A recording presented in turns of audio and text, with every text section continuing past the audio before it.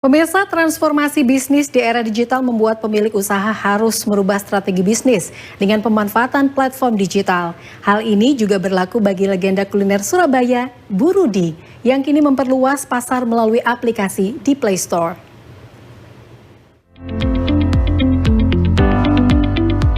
Di era digital dan belanja serba online, merubah perjalanan bisnis pelaku usaha di Surabaya. Jika awalnya melakukan bisnis konvensional, kini pelaku usaha harus merubah arah kemudi dengan pemanfaatan platform digital.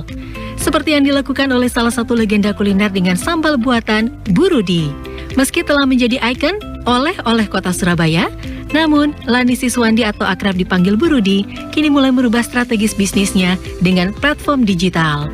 Strategis bisnisnya dimulai dengan meluncurkan 3 aplikasi di Play Store. Kita berusaha mengikuti tren yang ada sekarang, bahwa banyak generasi muda sekarang butuh instan dan kecepatan, dan juga harapan kami dari awal adalah kepingin juga ini aplikasi juga bisa maju, sehingga memajukan juga para UMKM secara tidak langsung.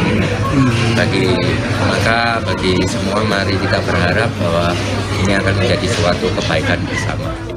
Sementara itu, Lani Siswandi, pemilik usaha kuliner ini berharap agar aplikasi ini mampu membangkitkan usaha UMKM di seluruh Indonesia, terutama di Jawa Timur. Saya bisa menampung UMKM ya itu karena tergerak programnya pemerintah kok. Semua ngomong no UMKM, pada saat itu nggak ada wadahnya UMKM selain di Bu Rudi.